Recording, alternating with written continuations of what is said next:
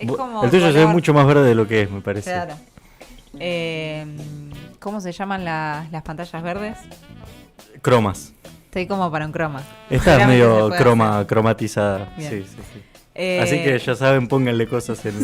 Pueden hacer sus chistes con mi remera. Bien. ¿Qué onda, Goyito? ¿Qué traes? Buena onda traigo, primeramente. Denuncia onda, mira. a la producción. Pero Nos primero, dejaron acá huérfanos. denuncia a la producción. Segundo, buena onda. Bien. Tercero, recuerdos de mi infancia. ¿Recuerdos de tu infancia? Sí, ¿Por qué? nada. Porque sí.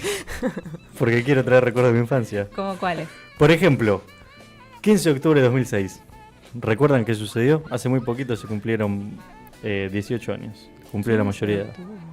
15 de 2006. 15 de octubre del año 2006. No. No se van a acordar porque a ustedes no las tocó muy de cerca. No, bueno, porque ¿Qué pasó? algo con estudiantes. Sí. Ahí va, claramente. Pero fue algo muy importante para la ciudad de La Plata. Ah, bueno, ¿qué? El 15 de octubre de 2006 se juega por primera vez como local Estudiantes el clásico platense en el Estadio Ciudad de La Plata. Ahí va. Estudiantes le gana 7-0 a Gimnasia. Ah, claro. Eso El iba a adivinar 7-0, eso, de ahí pero- venía. Bien, el 7-0. El que no se olvida nunca más, según dicen algunas canciones. Y creo yo que... 15 de octubre. 15 de octubre del año 2006. Hace 3 días cumplió 18 años. Y ¿a qué vamos con esto? Todo tiene que ver con todo. Ahí va. A ver. Después, uno de los diarios porteños, el diario porteño deportivo, en realidad saca una tapa como suele sacar, con un juego de palabras. Y le pido entonces ya a nuestra querida operadora Guadalupe que ponga entonces la tapa. El séptimo es Lobizón. El lobo es justamente Gimnasia. El séptimo, bueno, 7 goles. Yo no entendía muy bien, le pregunto a mi padre, ¿por qué es esto? No entiendo. No entiendo el juego de palabras. Justamente el séptimo es Lobizón, hace referencia a la mitología guaraní en el que el séptimo hijo varón sale Lobizón, ¿no? Ujú. Justamente sale un hombre lobo, en realidad un hombre aguaraguazú, que es lo que hay. Eso también es que el séptimo hijo varón o la séptima hija mujer lo tiene que apadrinar el presidente. Bueno, todo tiene que ver con todo. Ok, Ajá, ok, todo ok, tiene que ver ok. con todo. ¿Qué es esta parte de la mitología guaraní? Bueno, justamente Tau y Queraná. Tau era un espíritu maligno de la mitología guaraní. Se enamora de Queraná, que era una mujer muy, muy bella. Y se hace pasar por hombre durante 7 días para enamorarla. Hay un espíritu bueno que lucha contra él durante 7 días. Termina perdiendo. Y Tau se la lleva, la rapta. Y ahí le cae una maldición a él. Justamente a Tau, bueno, y a su pareja. Raptada, pero en ese momento quizás no se veía con esos ojos. Queraná, entonces, bueno, empieza una maldición con ellos. En el que sus 7 hijos van a ser malditos. Y van a ser 7 demonios, digamos, o 7 maldiciones que caen, 7 monstruos mitológicos de la mitología guaraní. Son, los nombro muy rápidamente, Tejú Jagua, Mboitut, Yací Jateré, Curupí, Ao Ao y el séptimo, el Lobizón, justamente, Luisón. Así se lo conoce, por ejemplo, el caso de Yací Jateré, en realidad es... ahí se me fue el Te nombre, el mataría, pomberito. alguien que haga guaraní te mataría. Claro. ¿Qué? ¿Por qué? Ya sí, ya teré. Bueno, Ya sí, ya teré. Sí. es el pomberito, por ejemplo, él. Claro. Ah, mira. Yací Jateré es en realidad el pomberito. Les pido disculpas a las personas que hablan guaraní por mi pronunciación. Nada, el séptimo justamente el Lobizón, que se fue marcando mucho en la cultura también cuando se empiezan a crear los estados-naciones aquí, empiezan, digamos, a formar parte de la cultura de cada uno de esos países, más que nada en el sur de Brasil, en el norte, en el noreste, más que nada de la República Argentina y en todo el Paraguay, que es donde habitaba mayoritariamente el pueblo guaraní, donde habita mayoritariamente el pueblo guaraní. Y había algo que sucedía, que era cuando nacían 7 hijos varones o 7 hijas mujeres, eran abandonados en su gran mayoría. Una pareja rusa, de más o menos para 1907, le pide al presidente de ese momento, Figueroa Alcorta, a través de una carta, que por favor lo apadrine a su hijo, que era un séptimo hijo varón.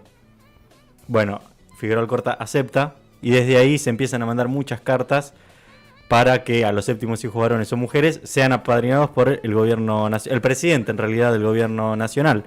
Es algo que se va a dar mucho tiempo hasta que en los 70, con la presidencia de Isabel Martínez de Perón, se hace ley. Ah, mira, es rara la idea igual, siento. Por... Y no sé, como mandarle una carta al presidente. Le tenés que mandar una carta. Si no se la mandás, no... Claro, pero digo la primera. No, el Como que primero... es una idea rara, siento. Bueno. ¿Por qué? ¿Por qué no al Papa, por ejemplo? Ese, al presidente. ¿Por qué? Porque en realidad lo que sucedía es, ellos venían de la Rusia zarista, y en la Rusia zarista había una especie de maldición similar en el que los zares adoptaban y ok. apadrinaban a los bebés abandonados que caían en maldiciones. Entonces, quizás a través de esa familia que venía de Rusia, sentía Claro. que era el presidente, digamos, el homólogo del zar, para, bueno, Sí, sí. justamente que los apadrine. Y a día de hoy es una ley, digamos, que si lo pide, lo tiene que becar y ser efectivamente el padrino. No va generalmente a los bautismos y demás, pero sí... Pasó hace poco, creo, ahora con Milei. Bueno, Sí. vamos a hablar de todo, quédate, bueno, quédate ok, tranquila perdón. en ese sentido. No, bueno, en los 70 entonces lo que hace Isabel, bueno, en realidad el gobierno nacional a través de la presidencia de Isabel Martínez de Perón es justamente la ley que se promulga el 28 de septiembre de 1974, la ley 20.843 de padrinazgo presidencial, en el que todos hombres y mujeres también, séptimos y séptimas, tienen que ser 7 varones o 7 mujeres, a través de una carta que le manden al presidente o la presidenta, bueno, van a ser apadrinados. En ese momento eran más o menos 200, 300 personas por mandato presidencial aproximadamente. En el último gobierno de Alberto Fernández fueron un poco menos de 50, ¿no? Para tener en cuenta también la cantidad de cómo va bajando ese número. Igual, Y no sé 300 quién es tiene un tantos montón. pibes hoy. Pero aparte tiene en que ese ser momento, todos varones. Sí. todos todas varones o mujeres. todas mujeres. Sí, sí, sí. Es Y como- tienen que mandar la carta. Quizás Claro. hay algunos que no la mandan. El tema es que en ese momento seguramente... Bueno, es muy importante. En los 70 también, bueno, ¿no? ¿Es Vuelta de... carta o es válido un mail? Asumo que ahora se puede mandar un mail. Ahí va. Asumo que ahora se puede mandar un mail. No estoy 100% seguro de eso. Bueno, también lo que pasa, no cambia mucho la ley. En el gobierno de Cristina Fernández de Kirchner cambia la única condición que tenía eso, que era que tenían que estar bautizados por la Iglesia Católica. Mira. Y en el segundo mandato de Cristina Fernández de Kirchner lo cambia y no era más necesario estar bautizado por la Iglesia Católica. Justamente el padrinazgo en realidad viene de la Iglesia Católica. Claro. Aunque ya superó un poco la barrera de lo católico y es mucho más cultural ser padrino o madrina de alguien. Bueno, en ese sentido también Cristina lo cambia y apadrina por primera vez a un niño judío. Era un nene, en ese caso judío, que es el primero por fuera de la religión católica que termina siendo apadrinado, aunque la gran mayoría de las veces no van ni a los bautismos ni los conocen. Simplemente Es como te dan un certificado. te dan un que- certificado de que sos efectivamente el padrino. Hay Claro. muchos relatos de que Carlos Saúl efectivamente iba a la gran mayoría, Y Eh, si había jodas, seguro. porque era bastante cholulo, ¿no? Y le gustaba ir a sacarse fotos y ser el centro de atracción. Bueno, en ese sentido, entonces, un poco de lo que es esto, de lo que estamos hablando. Yo también hablé, por ejemplo, de Leonardo Fabio, que hasta ahora no lo mencioné. Bueno, Leonardo Fabio, el artista, como se lo conoce, un gran director de cine, hasta ese momento no tan popular, sí muy aclamado por la crítica y por sus colegas, digamos, por la Academia de Cine Argentino, no así tan popular, pero en los 70 hace 2 películas que entre ellas tienen un poco más de 5 millones de vistas, o sea, 5 más de tickets vendidos, que son primeramente Juan Moreira de 1973 y Nazareno Cruz y el Lobo de 1975.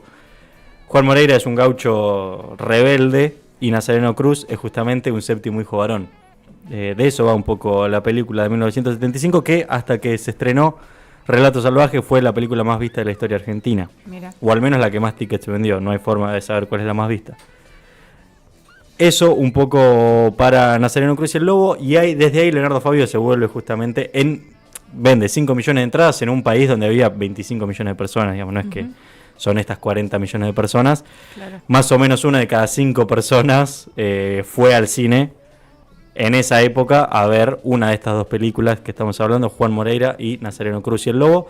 En los 70, en una época, bueno, muy, muy convulsionada de la historia argentina, que culmina con la última dictadura cívico-militar y, la desaparición sistematizada de personas.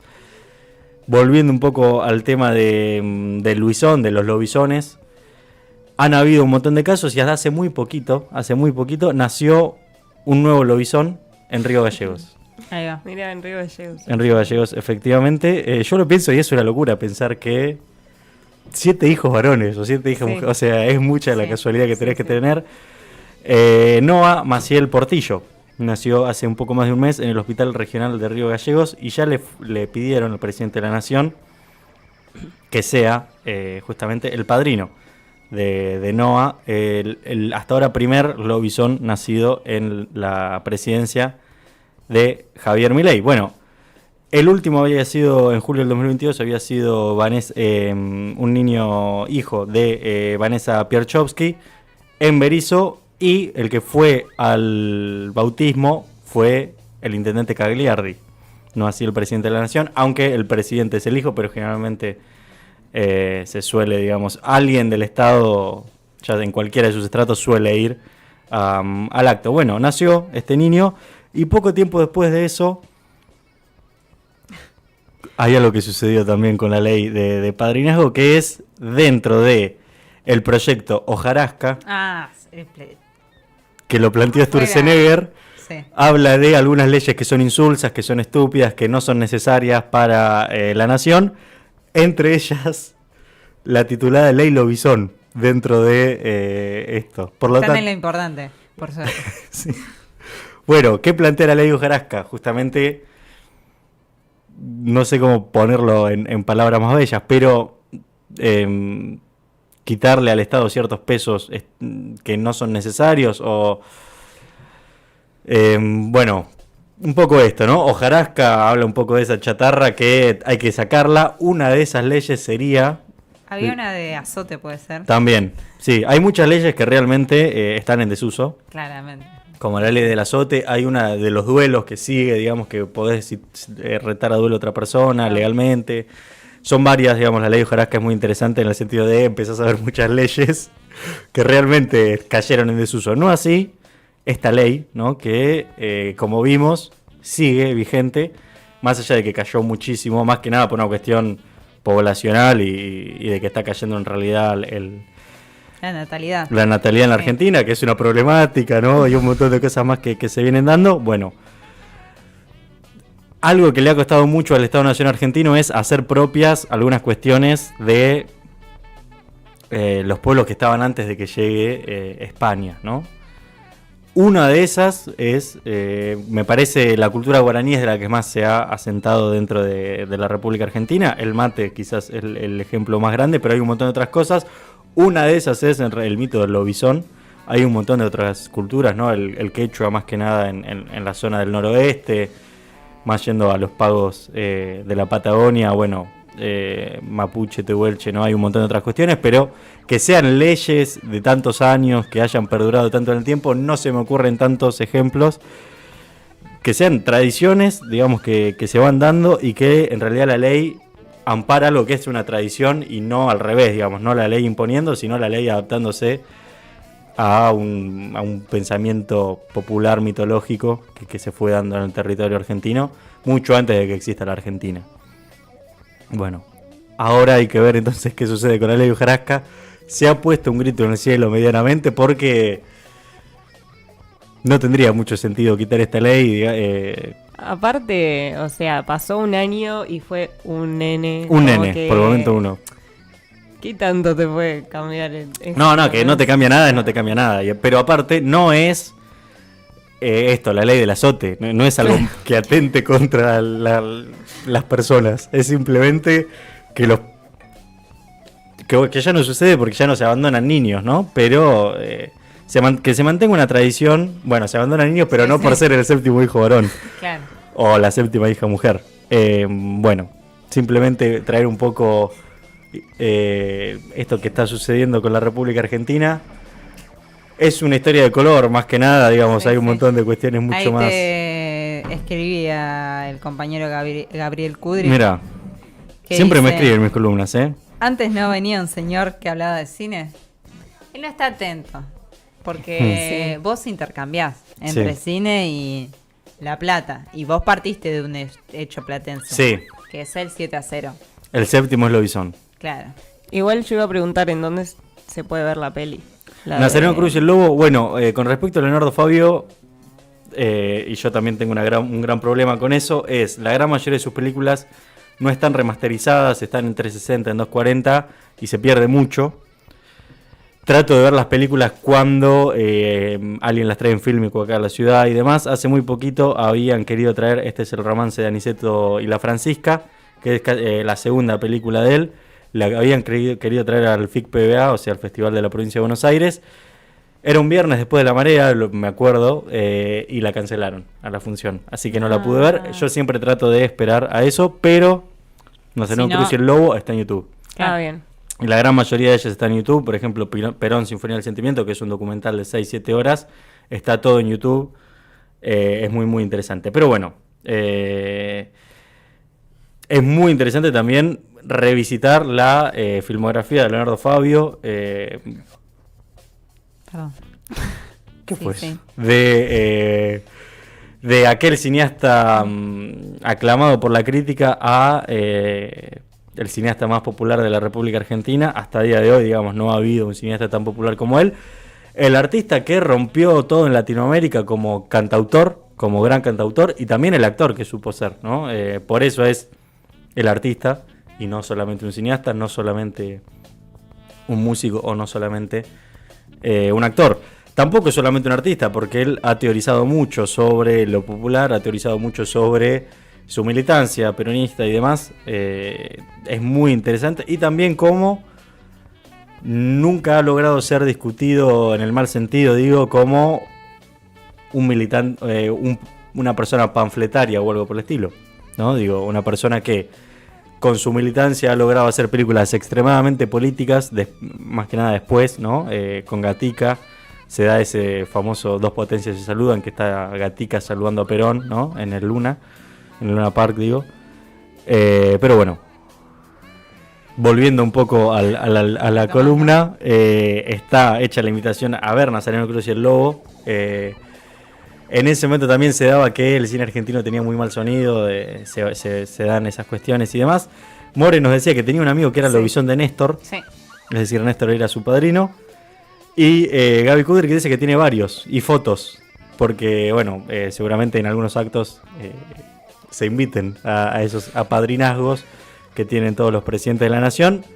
Hasta ahora Javier Milei lo tiene, hay que ver si el que viene va a seguir teniéndolo, o si después, en caso de que este proyecto de hojarasca siga su curso, se elimine esta ley y alguien después quiera volver a transitar esta ley, que realmente me parece, a ver, es muy de color y no afecta en lo más mínimo al día a día de los argentinos, pero sí un poco quizás la reivindicación de las culturas populares que a veces están ninguneadas por la Constitución Nacional. Me parece que atacarlas sería un error, simplemente. Excelente, Goyo. En el chat, Cami Gómez dice que te extrañaba. Bueno, Extraña todas las semanas. Sí, y después dijo, el jazz y el bombero no son lo mismo. ¿no? Ok. Pero no vienen como de la misma. En realidad historieta. me parece que es O el una... jazz No, una mal evolución forma. Sí, puede de ser. esos mismos 7 demonios, que es de aquella primera maldición fundante de la mitología guaraní. Vamos a buscarlo. Porque esos Lástima. 7 hijos guaraníes Sí. son malos, digamos. Claro. Hacen maldades, como el pomberito. Ahí va. Bueno, gracias, Goyo. El tema también, perdón. Yo estoy queriendo dejarle tiempo. Agradezco, pero digo, el tema es, era cultura hablada, o sea, no hay grandes no. escritos sobre eso, por lo tanto, bueno, empiezan a tergiversarse las cosas. Más que nada acá La Plata Sí, tardó sí. mucho tiempo en llegar, Obvio. digamos. Nada, eso, acá a mí que ella es de tierras guaraníes, justamente de Posadas Misiones. Un gran saludo a ella. Perdón Bueno. que te quise No, cortar. te decía porque ahora viene una sorpresa muy importante. Ok, son hijos distintos. ¿Son hijos distintos? Excelente. Bueno, quizás no vamos era a ese. profundizar. Bien, Bueno. a repasar ¿vamos la escuchar? historia de la mitología guaraní. Sí. ¿Vamos a escuchar un tema? ¿Qué? Y volvemos. Sí. Él mató. Dale.